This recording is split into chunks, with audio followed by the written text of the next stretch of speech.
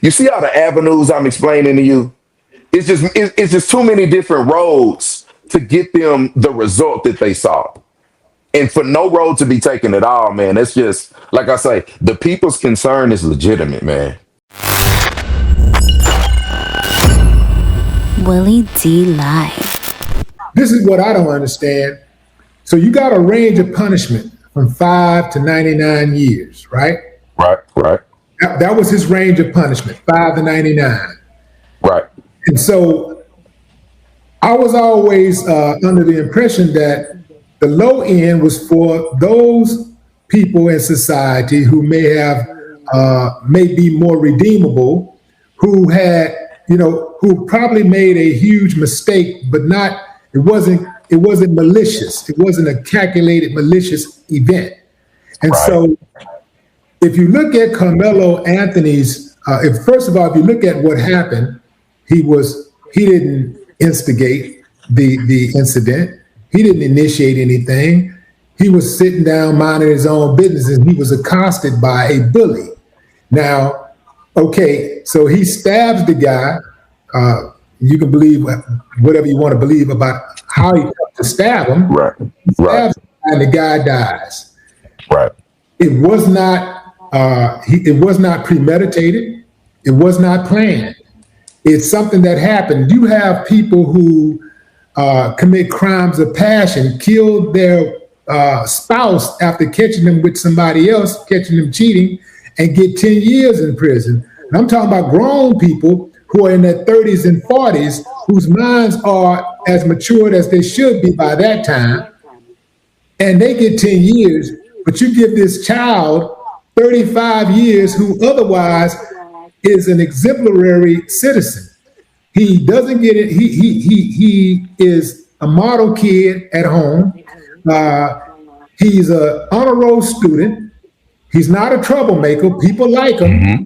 And on top of that, the bonus is that he actually saved somebody's life before.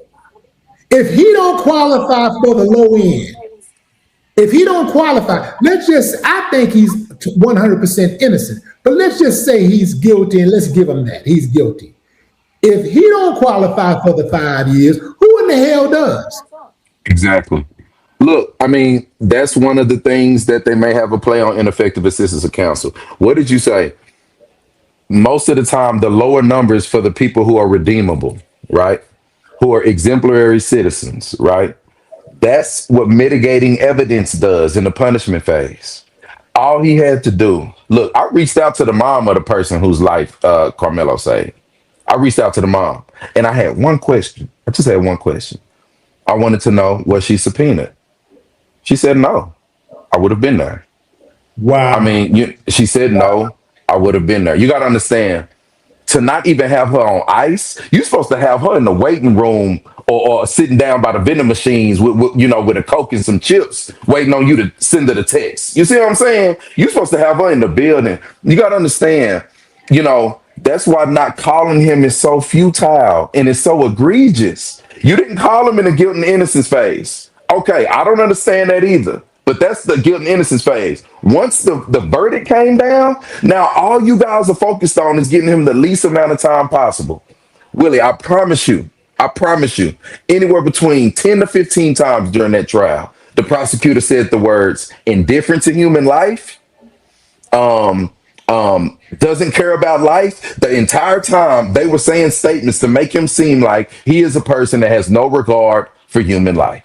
Okay, it ain't nothing that rebuts that more than putting him up there for him to say, I actually saved the life. I mean, I actually risked my life to save a life. You see what I'm saying? They could have had something for them to look at. They could have had the newspaper article, entered that into evidence, or had the judge take judicial notice of it, publish it to the jury.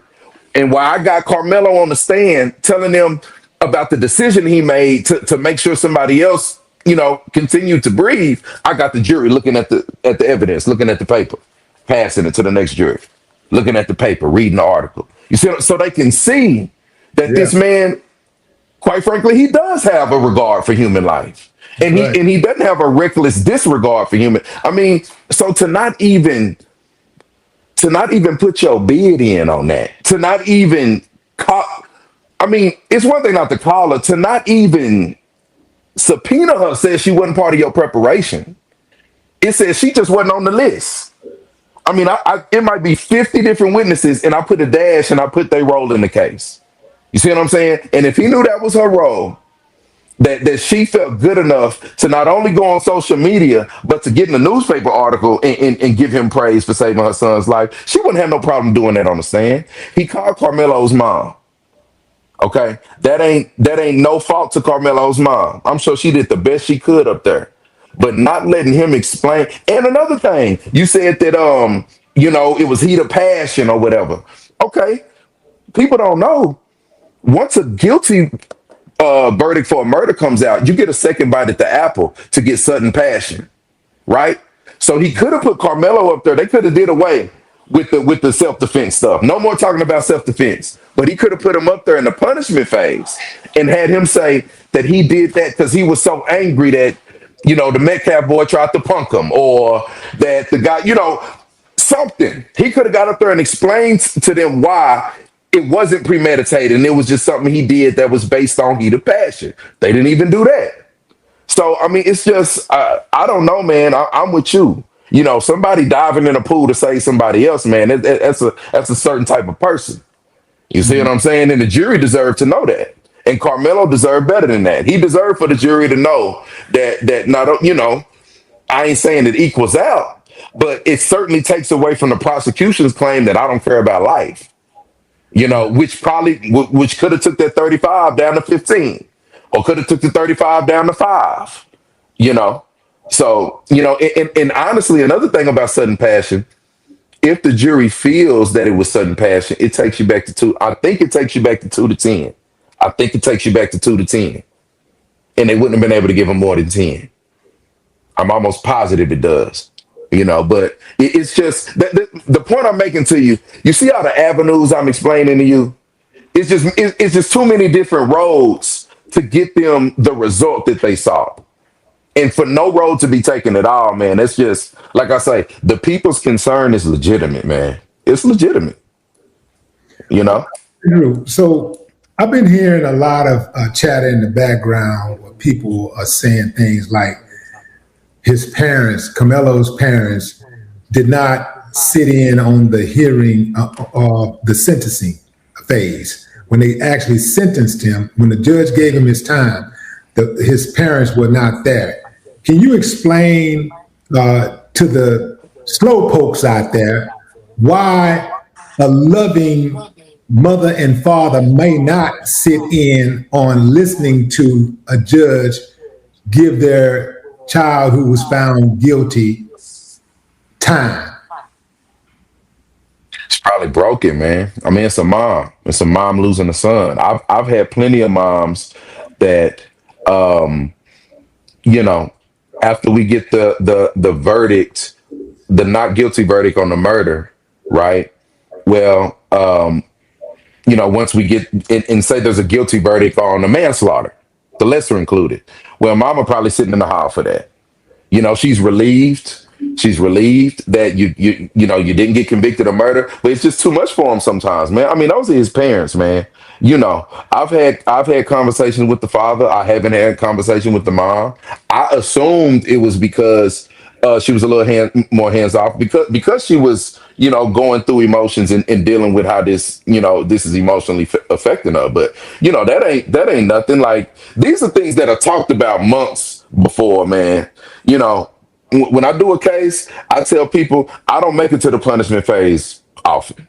I don't. I'm not bragging about that. I'm bragging in the Lord. Good Lord done bless me to have the skills to pay the bills. And most of the time, we get a not guilty. Hence, not guilty boys. You understand what I'm saying? But in the event that they do come back guilty, we're going to have to go through a punishment phase. And I say, give me a list of people that can say something good about you. Give me a pastor that can say something good about you. Pick your favorite teacher of all time and give me her information.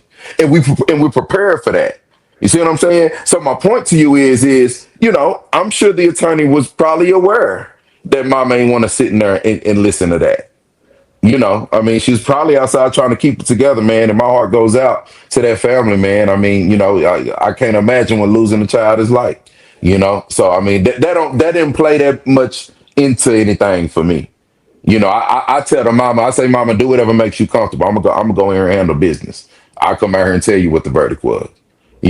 So yeah, I think we got to be sensitive to that, man. But I can't imagine how hard it is having to emotionally keep it together and still get this work done. Because you got to understand, an appeal, I mean, it ain't forever. They only got a certain amount of time to hire an attorney, get the investigation done, and so I'm sure they juggling a lot, man. You know what I'm saying? But it's hard to know what they're thinking, though. It's hard to know what they're thinking. I'm sure it's traumatic, though. As a trial attorney, how hard is it for you to emotionally keep it together and still get the work done? Because you're often not like you have to deal with families' grief, and when they call you, oftentimes you're dealing with people when they're going through one of the roughest patches of their life. You being a passionate guy who does the work that you do with your partner, how much does these type of cases take out of you? Man, I gotta be humble in the Lord and say it don't take much out of me at all, man. And I'm laughing because I've been asked that before and people don't believe it. But I mean, I haven't worked since May 16th, 2014, man. This is what I was put on this world to do. I was put here to be a conduit of the Lord's grace and mercy, man. Everybody got a job to do. I mean, the good books say that, Christ is the head of all government. You know what I'm saying? So my point is, I think he cool with what I do. I mean, he the head of government. Everybody got a job to do. I mean, if you're a prosecutor and you are just as passionate about putting people in jail as I am about keeping people out of jail, I ain't mad at you because I can relate to your passion. Now I'm gonna beat you. I need to beat you. I'm gonna put pressure on myself to beat you because I don't want you to win. I don't want you to gain your objective and put another black man in jail. You understand what I'm saying? So it don't take nothing out of me, man, because I'm very passionate about it. And the way I got into this, because I got in a lot of trouble growing up, and I didn't have a lawyer for me. So I'm very knee deep in my purpose, man. So I think it just comes with the game. If you got to explain to mama what happens to a baby if this goes wrong, then that's my responsibility. But I don't think that I try not to play. I try not to pay any attention to the emotional side. The DA is gonna do that enough. I got to make sure that I'm sharp. I got to make sure that I'm thinking on my feet, and I got to make sure that I know what the DA's next move is. So it ain't really much time to be sad and going through it. Now, I have been in some trials where the pictures, maybe a baby passed or something, and the pictures kind of mess you up, and if you got kids, but anything other than that, man, I mean, I'm sure other attorneys do, but nah, me and Mike, man, this kind of what we was put here to do, man. So you can have a lot of confidence when you know you got the Lord behind you.